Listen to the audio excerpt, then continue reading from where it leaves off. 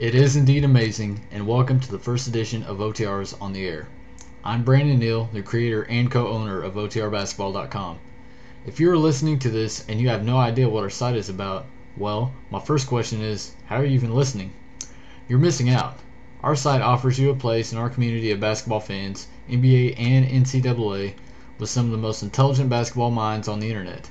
While the podcast we're doing is in place to help promote our site, I'm diving right into the NBA season, and it looks like the Boston Celtics and the LA Lakers are the top dogs in the league once again. Granted, we haven't dipped 20 games into the season yet. These two are playing exceptional basketball, Boston at the defensive end and the Lakers on offense, even though both are doing well on the other ends of the court. The Lakers handled the Suns a nasty defeat last night. Yeah, I had to go there. My apologies to Steve Nash. And Kobe Bryant's postgame is a big reason why LA is 7-1 and the best team in the Western Conference. Looking east, Boston seems to be clicking on all cylinders, and Kevin Garnett's knee is holding up well. But look, my goal is to cover all 30 teams today, so it's on to the Cavaliers, who are now rolling after a poor start. Maybe it's the fact that Mo Williams is dominating the other guards, or maybe Shaq is finally fitting in, but the Cavaliers have won 6 of their last 7 games. The Orlando Magic finally have Rashard Lewis back, and Vince Carter isn't sitting anymore, but after recent losses to the Oklahoma City Thunder and the Cavaliers, you have to wonder why a team with Dwight Howard and Jameer Nelson, two very talented star players, can't at least scare the Cavaliers and blow out Oklahoma City. Speaking of the Thunder, how refreshing is it to see a young team doing so well? They are currently 4-4, but that's a huge step from where they were last season, and I absolutely love what Nenad Kristic is doing for them, involved in a sweet pick and roll and nailing the open jumper. It's just that I hate pick and rolls, and that's the Phoenix Suns in a nutshell. Nash is looking like an MVP candidate, on offense of course, and you have to give props to Amari Stoudemire rolling to the rim and the shooters for knocking down their shots. And who knocks down shots better than the Atlanta Hawks? Two teams do in fact, but Atlanta is shooting over 48% from the floor and playing very well early in the season. Although it was the Hawks that started 6-0 last season before losing 4 consecutive games. Run, Atlanta. It's better for you than playing a half-court game.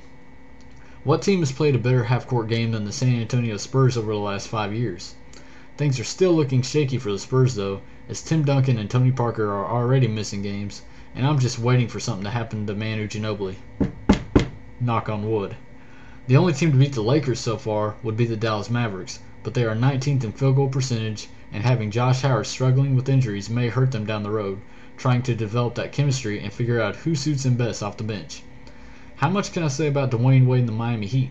Despite losing to the Cavaliers last night, the Heat are still a top team in the conference, and I hope I'm not alone when I say that Wade's dunk over Anderson Varejao was disgusting, sick, ill, whatever you want to call it. I'd say it's my early pick for Dunk of the Year. The Memphis Grizzlies are looking to cash in on the John Wall sweepstakes, by the way. Can't you tell already? Would that finally put Mike Conley on the bench? Maybe it's time for the Grizz to find a new coach. How's Byron Scott sound? He's looking for a job after the New Orleans Hornets drop-kicked him out of employment, although I can't say I agree with their decision.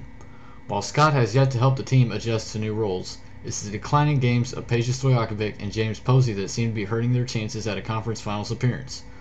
Chris Paul is the best point guard in the league statistically, but he can't do it alone.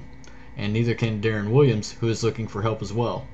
The Utah Jazz just can't find a way to put wins on the board consistently, and after a few years of being that team you could be scared of in the playoffs, they are now looking like an early first-round exit. Will they be that bubble team? What about the Houston Rockets, who are feeding off of the talented Aaron Brooks and Trevor Ariza? Luis Scola anyone?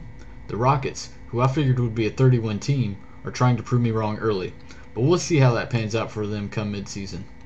I can't be any more surprised when looking at the Milwaukee Bucks though. While Michael Redd is again missing in action, that rookie named Brandon Jennings is looking like Allen Iverson. Anyone want to hear about Allen Iverson yet? I hope he's not retiring. He belongs on the Charlotte Bobcats, who are in need of a scorer badly.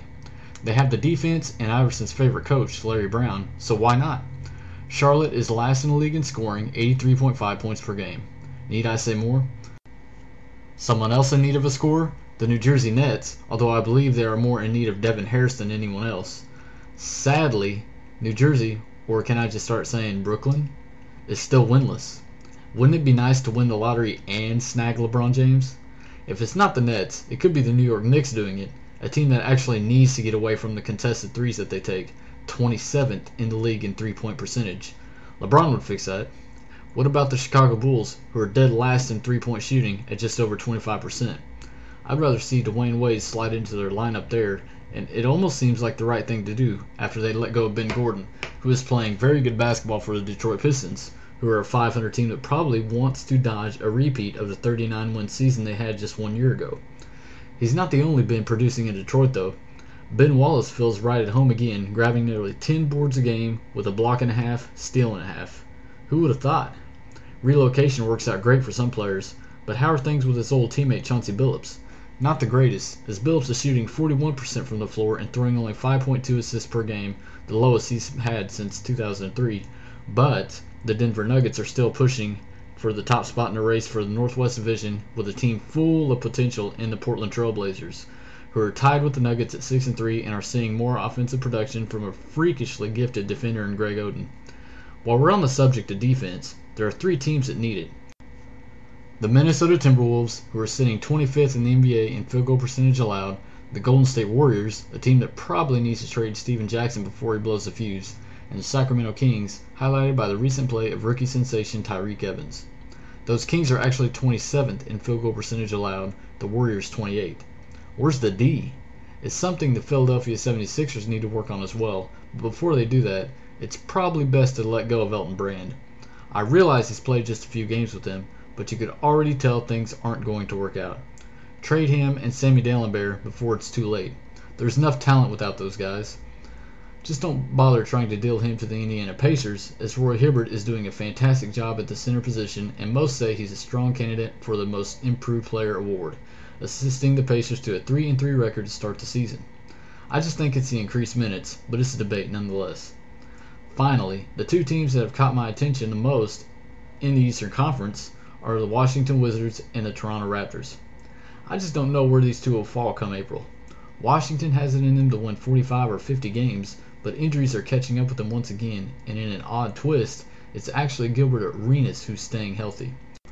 The Raptors have to be the worst team at blowing leads, and I have to hang that on their defensive lapses and decision to play Antoine Wright like he's Kobe Bryant. There are bright spots with Chris Bosh and DeMar DeRozan, but the defensive intensity isn't there on a consistent basis, and could be the dagger that changes the Raptors from a top 4 seed in the East to a bottom 4.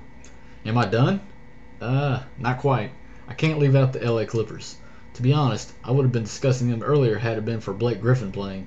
Why can't a team with Eric Gordon, Baron Davis, Al Thornton, Marcus Camby, and Chris Kaman come out and hold a 500 record? Instead, they are 3-6, allowing 3 more points per game than they score, and don't seem to get the team concept. But hey, with all this LeBron talk, what would a team of him, Griffin, Gordon, and Kaman do next season? Not fair to say the least. That's 30 teams, and I'm out.